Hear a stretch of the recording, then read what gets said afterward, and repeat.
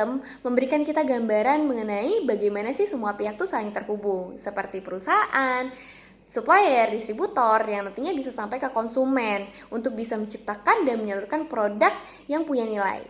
Untuk external environment, ini adalah faktor dari luar yang sebenarnya nggak bisa kita kontrol, seperti kondisi ekonomi, tren sosial, teknologi, dan juga politik gitu ya, yang sebenarnya sangat berpengaruh ke strategi marketing.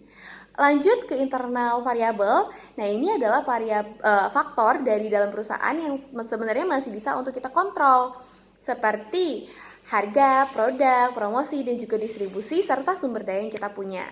Lanjut ke marketing konsep dan juga marketing manajemen, yang dimana hal ini tuh mengajarkan kita bahwa kita tuh nggak cuma sekedar berjualan, tapi juga harus fokus terhadap kepuasan atau kebutuhan dari konsumen kita. Jadi kita untung dan konsumen atau customer kita itu juga punya kepuasan tersendiri ketika membeli produk tersebut. Lanjut ke evolution of marketing management. Jadi di sini mengajarkan kita kalau misalnya yang awalnya dari fokus ke terhadap produksi, ke produk, kejualan, yang nantinya itu sampai ke customer oriented dan bahkan punya hubungan ke dampak sosial. Terakhir ada evolution of selling di US yang awalnya itu cuma barang, lalu berkembang nih jadi teknik yang mempengaruhi yang nantinya itu fokus ke hubungan jangka panjang yang itu tuh bisa nantinya bahkan sampai ke kasih solusi untuk customer-customernya. Jadi dari kesimpulan ini bahwa penjualan sekarang itu tuh nggak cuma sekedar jualan aja, tapi juga fokus terhadap value, kepuasan, dan juga relationship, seperti relationship jangka panjang tadi ke konsumen atau customernya. Selanjutnya yaitu relationship marketing. Di era sekarang, menjual bukan lagi soal transaksi satu kali, tapi soal membangun hubungan jangka panjang. Fokusnya adalah kolaborasi untuk keuntungan bersama. Spiro menekankan pada buku ini ada 4 elemen kunci. Yang pertama, komunikasi terbuka. Yang kedua, pemberdayaan karyawan. Yang ketiga, customer and the planning process. Dan yang keempat, penggunaan tim selling untuk melayani kebutuhan pelanggan yang kompleks secara profesional. Selanjutnya, mari kita bahas tentang integrasi fungsi pemasaran dan penjualan. Seringkali kedua divisi ini berjalan sendiri-sendiri, padahal mereka adalah satu kesatuan. Integrasi ini sangat krusial karena tenaga penjual adalah mata dan telinga perusahaan di lapangan. Mereka memberikan umpan balik langsung dari konsumen kepada tim pemasaran. Tanpa integrasi, strategi pemasaran hanyalah teori di atas kertas yang tidak akan pernah menyentuh kebutuhan nyata pelanggan. Sebaliknya, tenaga penjual butuh dukungan kampanye pemasaran agar pesan yang disampaikan ke pelanggan menjadi konsisten. Tidak hanya pemasaran, integrasi produksi dan penjualan juga memegang peranan vital. Bayangkan, jika tim penjualan berhasil menjual ribuan unit tapi bagian produksi tidak siap. Akibatnya adalah kekecewaan pelanggan. Integrasi ini bertujuan untuk sinkronisasi. Tim penjualan memberikan sales forecast atau perakiraan penjualan agar bagian produksi bisa mengatur stok dan jadwal kerja dengan tepat. Jika tidak ada integrasi, perusahaan berisiko menghadapi 2 masalah besar. Yang pertama, kekurangan stok barang saat permintaan tinggi yang mengecewakan pelanggan, atau kelebihan stok yang menumpuk dan membebani keuangan perusahaan. Integrasi memastikan barang tersedia di waktu yang tepat dan jumlah yang tepat. Hasilnya, efisiensi biaya.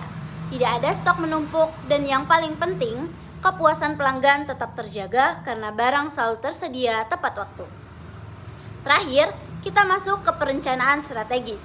Agar semua integrasi tadi berjalan lancar, kita butuh hierarki perencanaan yang jelas. Yang pertama, objektivitas atau tujuan. Ini adalah apa yang ingin kita capai, harus spesifik dan terukur.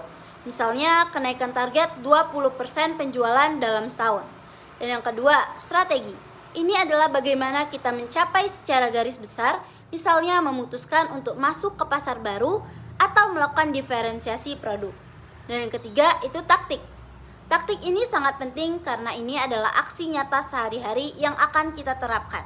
Contohnya adalah menambah jumlah kunjungan ke pelanggan baru atau memberikan diskon khusus di bulan ini. Oke, kita masuk ke dalam strategi planning. Jadi pengertian dari strategi planning merupakan proses perencanaan yang dilakukan oleh perusahaan untuk menentukan arah, tujuan serta langkah-langkah strategis dalam jangka panjang tentunya. Perencanaan strategis ini juga sangat penting menjadi dasar dalam pengambilan keputusan manajerial sekalipun memastikan bahwa seluruh aktivitas yang perusahaan lakukan itu terjalan dan terkoordinasi. Pada tingkat perusahaan, secara keseluruhan itu dikenal sebagai strategic planning. Nah, dalam manajemen puncak berperan dalam menetapkan visi, misi, dan tujuan jangka panjang perusahaan. Visi misi ini juga berfungsi sebagai pedoman utama bagi seluruh bagian organisasi. Selain itu, perusahaan juga menentukan strategi koperasi seperti strategi pertumbuhan, stabilitas, atau diversifikasi, serta melakukan alokasi sumber daya secara optimal agar meningkatkan kinerja dan daya saing perusahaan di tengah lingkungan yang berbisnisnya yang bersifat dinamis. Selanjutnya juga strategi planning juga diturunkan ke level pemasaran melalui strategi marketing planning.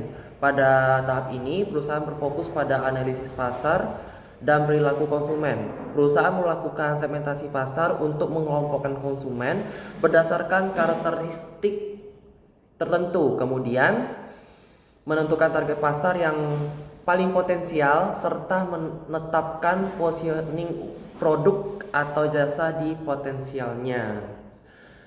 Setelah itu, perusahaan juga merancang strategi pemasaran melalui bauran pemasaran yang meliputi produk, harga, promosi, dan distribusi.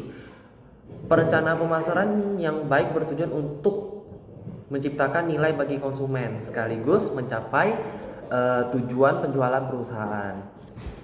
Tahap berikutnya yaitu sales force strategy. Itu merupakan strategi yang berkaitan dengan perencanaan dari pengelolaan tenaga penjualan. Pada level ini, perusahaan menentukan struktur dan jumlah tenaga penjualan, pembagian wilayah penjualan, serta target yang harus dicapai.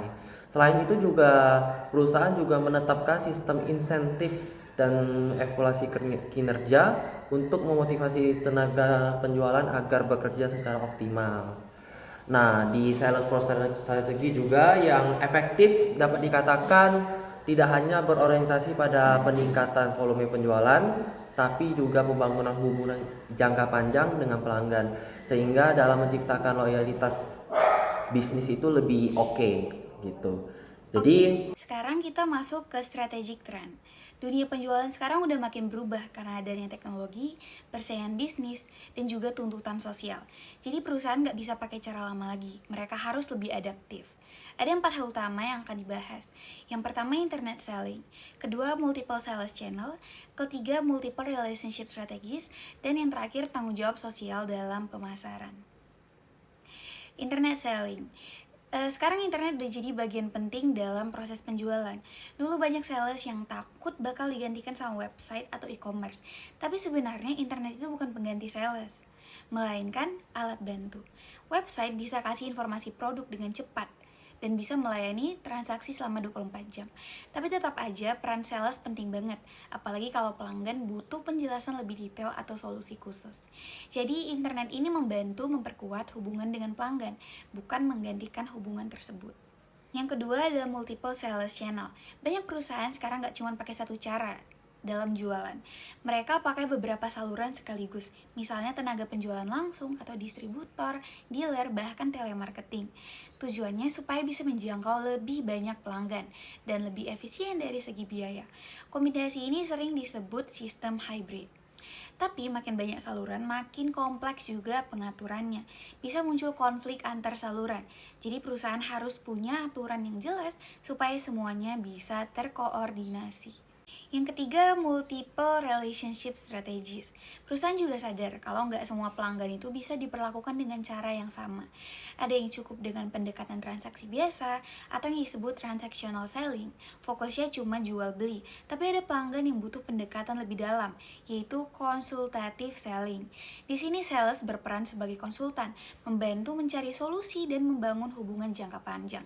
Jadi perusahaan biasanya menggabungkan dua pendekatan ini, tergantung tipe pelanggannya sendiri.